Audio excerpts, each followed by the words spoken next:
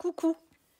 Aujourd'hui, j'aimerais parler avec vous d'un sujet très intéressant sur le lien flamme jumelle, qui est celui de la hiérarchie sociale, du chaser, du runner, pendant ce parcours. Alors en fait, je voudrais venir vous apporter quelques précisions au sujet de certains propos que j'ai eus dans mon podcast qui s'appelle « Se choisir » dans le parcours flamme jumelle. Ce matin, j'ai lu un commentaire d'une personne qui était choquée par ces propos quand j'explique que lorsque on se choisit, lorsqu'on se priorise dans le lien flamme jumelle, je ne sais pas si je l'ai précisé, mais je parle bien dans le lien flamme jumelle et uniquement dans ce lien flamme jumelle qui a une particularité que je vais vous développer dans ce podcast, eh bien lorsque l'un des jumeaux ou les deux jumeaux, chaque jumeau va se prioriser, il va quelque part devenir la personne la plus importante de sa vie et en dessous de lui, il va y avoir son autre et juste en dessous ses enfants. Je crois que mes propos peuvent être mal interprétés ou mal perçus depuis des espaces en vous peut-être souffrant ou peut-être portant de fausses croyances au sujet de ce que veut dire réellement se prioriser ou prioriser l'autre. Moi, j'aime pas trop cette idée de classement en réalité. J'utilise cette image pour pouvoir être compréhensible et traduire ce que je ressens et ce que je reçois en guidance. Okay, le traduire avec des mots qui vont être compréhensibles par les personnes qui écoutent mes podcasts. En réalité, c'est bien plus complexe que ça. Je vais essayer de vous développer ça ici. D'abord, il faut faire la différence entre prioriser quelqu'un ou se prioriser et préférer quelqu'un ou se préférer. Quand on se priorise, c'est très différent de préférer.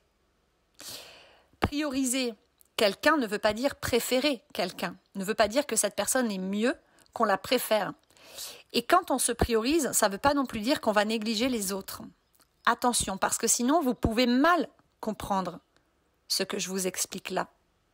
Se prioriser ne veut pas dire faire de soi la seule personne au monde et envoyer tous les autres péter.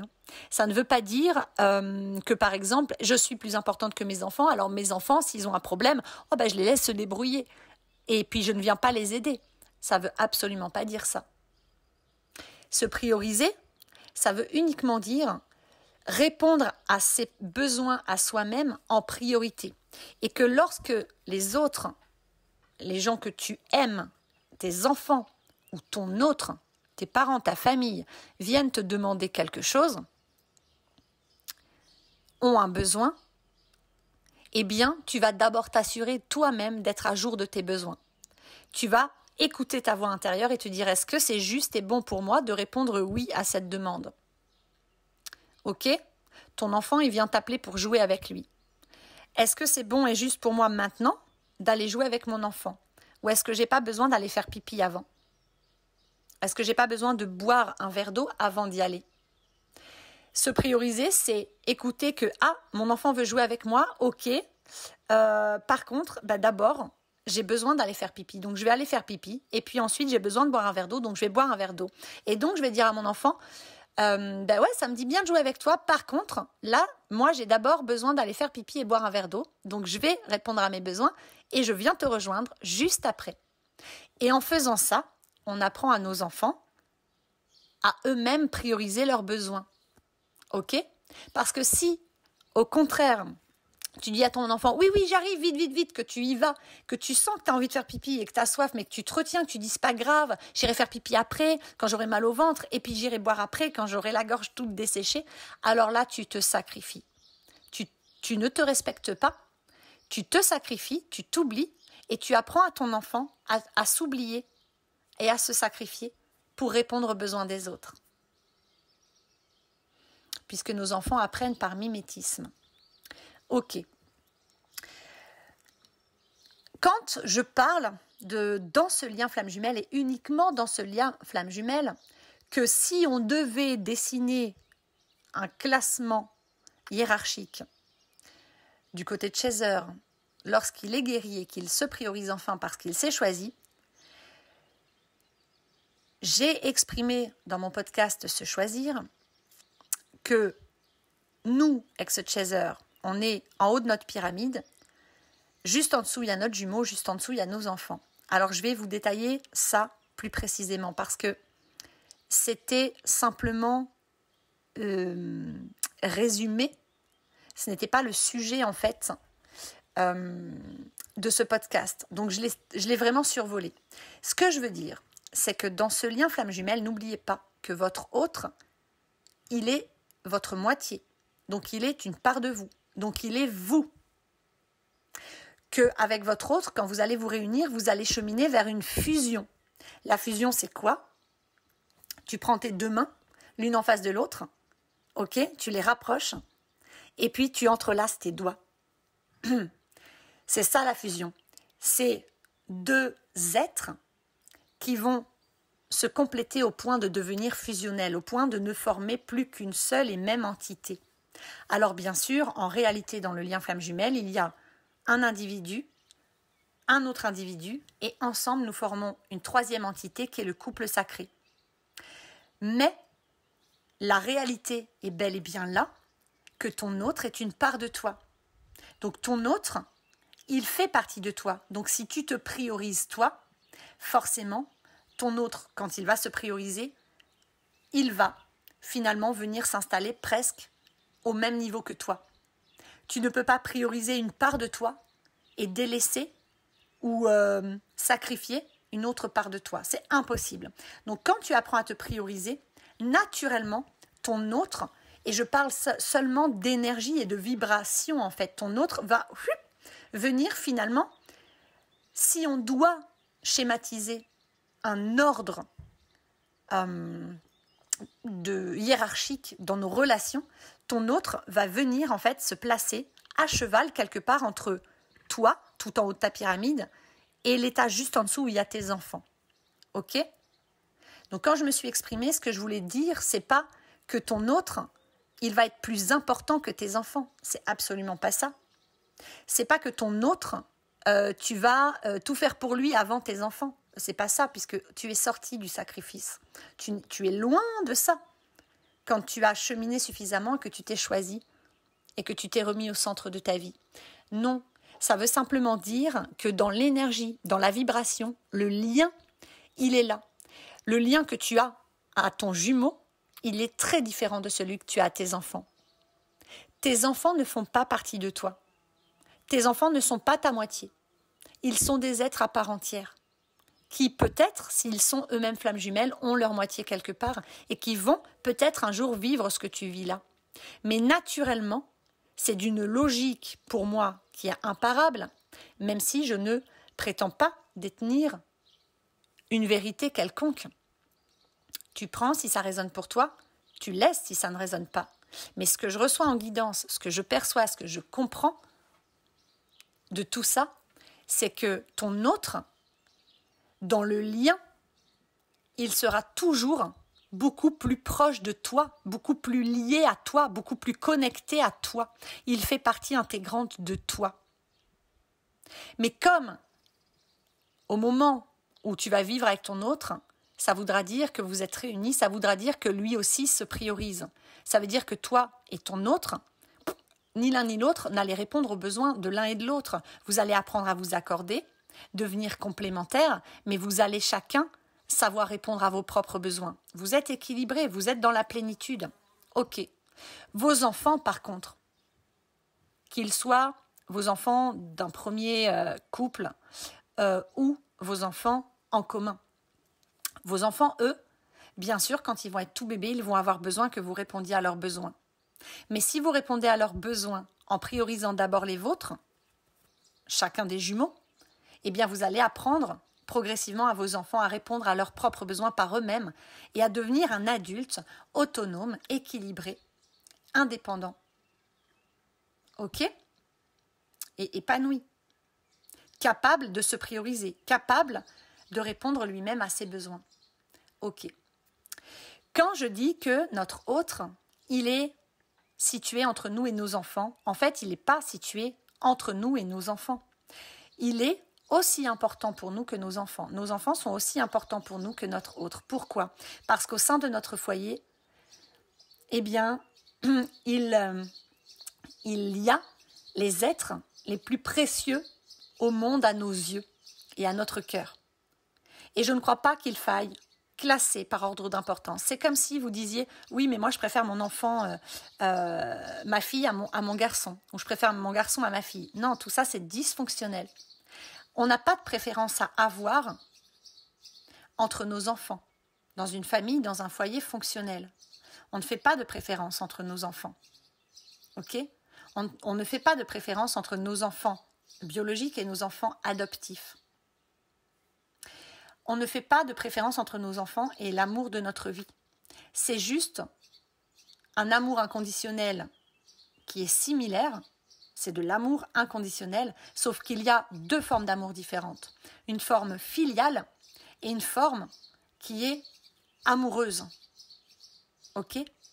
Il y a un lien de famille très puissant et il y a un lien sacré, fusionnel. Fusionner avec ses enfants, ce n'est pas une bonne chose parce qu'ils ne font pas partie de nous, ils ne sont pas un bout de notre âme. Fusionner avec son autre, c'est quand même vers cette fusion que les flammes vont, ok ? Quand elles arrivent à se réunir, c'est sain. Pourquoi ? Parce qu'elles sont les deux parties, les deux polarités d'une même âme, d'une même entité, d'une même flamme. Donc ça ajoute un aspect qu'on ne peut pas négliger, qu'on est obligé de prendre en compte et en considération, qu'on ne retrouve que dans ce lien sacré particulier. C'est une dimension de plus que dans toute autre relation. Donc oui, forcément, si on parle d'un couple où les deux adultes formant le couple ne sont pas dans un lien flamme jumelle, bien sûr que les enfants, quelque part, enfin les enfants et la personne de notre cœur vont être sur au même niveau en fait. Ok ? Mais bien sûr que si jamais un jour, tu dois choisir entre tes enfants et ton autre, tu choisiras tes enfants. Parce que ce sont tes enfants, c'est la chair de ta chair. Mais ils ne font pas partie de toi, et ton autre non plus. Dans un cas classique, hein, de modèle familial, ou de modèle de foyer, ou de famille. Ok, c'est normal en fait. Mais, dans le couple sacré, il y a cette dimension supplémentaire que ton autre, c'est toi-même. Donc forcément, tu comprends qu'il ne peut pas passer après tes enfants. Ok ? Il va être aussi important à tes yeux que tes enfants, mais il va y avoir quelque part dans la connexion, dans le subtil, on va dire, une importance supplémentaire que par rapport à tes enfants, parce que c'est toi, c'est ton autre, c'est ta moitié, c'est un morceau de toi, contrairement à tes enfants. Je pense que c'est assez difficile de vous expliquer ça. Quand je le reçois en guidance et que je le ressens, c'est parfaitement logique, c'est hyper fluide, c'est hyper clair, c'est tout à fait intégré chez moi. Mais c'est vrai qu'à retranscrire avec des mots humains, c'est pas forcément évident. Peut-être que pour vous aider à comprendre mes propos, eh bien, je vais vous réexpliquer que se prioriser, ça veut dire répondre à nos besoins avant de répondre à ceux des autres. D'accord ? Et que nos enfants, ils naissent, ce sont des bébés. Et au début, on va beaucoup répondre à leurs besoins. Et si on le fait en priorisant nos propres besoins, eh bien notre enfant a toutes les chances de devenir libre, autonome, indépendant, équilibré et épanoui dans sa vie. Ok ? Si on se sacrifie pour ses enfants et que on est tout le temps en train de faire passer leurs besoins avant les nôtres, on leur apprend au contraire à se sacrifier, à se dévouer, à s'oublier et à prioriser les besoins des autres avant les leurs. Et donc, ils vont devenir des enfants dépendants affectivement, qui ne vont aimer que sacrificiellement ou conditionnellement, qui seront déséquilibrés, qui se sentiront certainement en insécurité dans la vie ou incapables, etc. Ok. Mais là, je vous parle d'une sorte de classement hiérarchique entre guillemets parce que je vous dis, je n'aime pas cette idée de classer. Pour moi, on ne classe pas notre autre ou nos enfants, on s'en fout en fait. En réalité, on les aime inconditionnellement et ce sont les êtres les plus chers à notre cœur et les plus importants dans notre vie. Mais on n'en préfère pas un à l'autre, on les aime tous et on souhaite être avec tous. Et on souhaite être là pour tous. Et ils sont tous aussi importants à nos yeux que nous. Et quand nous-mêmes on se priorise, ça ne veut pas dire qu'on est plus important que nos enfants ou que notre autre. C'est pas ça. Enfin, oui et non. On est plus important dans le sens où on va se faire passer en premier par amour et par respect de soi pour être en équilibre, pour être en harmonie en soi. Ok ? Pour que tout ce que l'on fait, tout ce que l'on donne, soit équilibré dans le donner-recevoir et soit juste et bon pour nous en fait. C'est ça, se prioriser. Mais ça ne veut pas dire je me préfère à mes enfants et à mon autre. Non, j'aime autant mes enfants, mon autre, que moi. J'en préfère aucun parmi nous. Ok ? L'amour que j'éprouve pour nous tous, eh bien c'est le même amour. Il est aussi puissant, il est aussi important. Seulement, eh bien, dans un foyer équilibré, et donc dans un couple flamme jumelle réuni, pour de bon, hein, je parle d'une vraie réunion, hein, pas des débuts de couple dysfonctionnels qui vont mener à la séparation. Je parle d'une vraie réunion après un vrai éveil des deux côtés et après avoir chacun trouvé son équilibre, son entièreté, sa plénitude et s'être priorisé. Enfin, il y a 2 adultes équilibrés qui accompagnent les enfants vers leur propre équilibre. Ok. Donc, quand je dis que le jumeau est classé sur cette hiérarchie relationnelle et sociale entre soi-même et nos enfants, en fait, c'est pas qu'il est vraiment entre soi-même et nos enfants. Il est au même niveau que soi et en même temps au même niveau que nos enfants. Voilà, c'est ça que je cherche à exprimer. Donc je suis navrée si mes propos ont été mal perçus et mal accueillis par certains d'entre vous dans mon podcast Se Choisir, mais c'est simplement que ce n'était pas le sujet du podcast et que je n'ai pas développé plus loin ce point. Mais je suis contente de le faire ici dans ce podcast. J'espère que ça vous aura éclairé. Notre autre, il est une partie de nous-mêmes, ok ? Avec laquelle nous allons cheminer vers la fusion. C'est le but d'un couple sacré. C'est notre moitié. Donc c'est normal qu'il soit quelque part dans l'énergie, dans la connexion, un tout petit peu plus important que nos enfants, mais ce n'est pas une importance mentale, ce n'est pas une importance au niveau de l'amour, etc. C'est juste une importance au niveau des sensations, de la connexion, des ressentis. On va être 10 fois plus connecté à notre autre dans un parcours flamme jumelle qu'à nos enfants. On va le ressentir, on va entendre ses pensées, on va être en télépathie avec lui. On peut l'être un peu avec nos enfants, mais pas autant qu'avec notre autre. Notre autre est notre moitié. C'est nous. Mon autre, c'est moi. Donc à un moment donné, c'est normal qu'il y ait une dimension supplémentaire qui donne à cet autre comme une sorte d'importance, même si j'aime pas ce mot, dans ce classement hiérarchique par rapport à nos enfants. Mais c'est un adulte équilibré, autonome. Je suis un adulte équilibré, autonome, quand, dans ce couple sacré, nous vivons ensemble, ok, en famille, en foyer, et donc nous sommes 2 finalement personnes sachant se prioriser qui allons accompagner nos enfants, main dans la main, ok.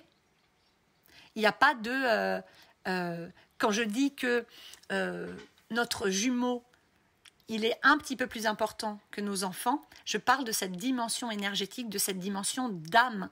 Ok, ça se passe sur le plan vibratoire, le plan de l'âme. Ça ne veut en aucun cas dire que je vais répondre aux besoins de mon autre avant de répondre aux besoins de mes enfants. Non, je vais répondre à mes besoins avant de répondre aux besoins des autres, si c'est juste pour moi de répondre aux besoins des autres. Mais je vais plutôt aider mes enfants à apprendre à répondre à leurs propres besoins. Ok ? Et je ne serai pas en fusion avec mes enfants puisqu'ils ne font pas partie de moi. Et que si je fusionne avec mes enfants alors qu'ils ne font pas partie de moi, là, je risque de créer un dysfonctionnement. Ok ? Parce que nous ne sommes pas censés fusionner avec un autre être que soi-même. Nous ne pouvons fusionner qu'avec un être qui est la moitié de nous. Donc, dans un couple flamme jumelle, sacré, uniquement. Voilà, je pense avoir exprimé tout ce que j'avais à vous exprimer sur ce sujet aujourd'hui. Je vous invite à ouvrir le dialogue avec moi, si jamais vous n'êtes pas d'accord avec mes propos, et puis à laisser infuser peut-être ce que je vous dis là, et à essayer de ne pas chercher à l'analyser avec votre mental, ou à ne pas percevoir tout ça depuis vos blessures d'injustice, ou vos fausses croyances, vos principes, vos conditionnements, de faire passer l'autre avant soi, etc. Mais plutôt d'accueillir cette réalité avec vos ressentis. Si vous êtes en parcours flamme jumelle, ressentez votre autre. Vous voyez bien quand même que vous avez une connexion particulière à cet autre. Et ça ne veut absolument pas dire prioriser l'autre comme on le fait, nous les chasers en début de parcours, où là c'est très dysfonctionnel, on est tous d'accord là-dessus. Quand notre autre, ça devient obsessionnel quand il commence à s'éloigner de nous en début de parcours et qu'il nous manque tellement et qu'on a tellement peur de le perdre qu'il prend toute la place. C'est devenu obsessionnel, on ne pense qu'à lui. Et oui, à ce moment-là, du parcours, on peut avoir tendance à être moins présent pour nos enfants, moins à l'écoute, un peu moins présent parce qu'on est tout le temps obsédé par notre autre. Mais ça ne dure qu'un temps, le temps de se réveiller à ce dysfonctionnement pour pouvoir l'accueillir, l'apaiser, se pardonner, etc., s'en libérer, grandir et en guérir. Et pour pouvoir retrouver notre équilibre et pour pouvoir justement réaliser que nous sommes totalement décentrés, que nous sommes totalement sacrifiés, que nous n'existons pas et que nous avons grand besoin d'exister, de reprendre notre place au centre de notre vie et de redevenir la personne la plus importante de notre vie. Voilà. J'espère que ce podcast vous aura éclairé, vous aura apporté vraiment quelque chose d'utile, une compréhension peut-être un peu plus fine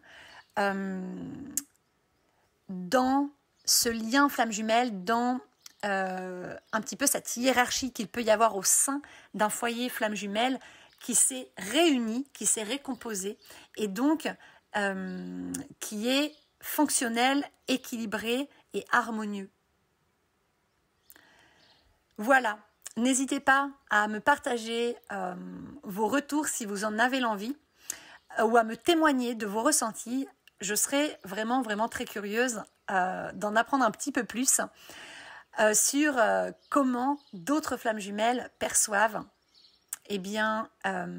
cette hiérarchie, cette connexion énergétique et cet ordre d'importance entre guillemets bien sûr au sein du foyer. Voilà, je vous souhaite une très belle journée, je vous embrasse fort et je vous dis à bientôt. Bye bye.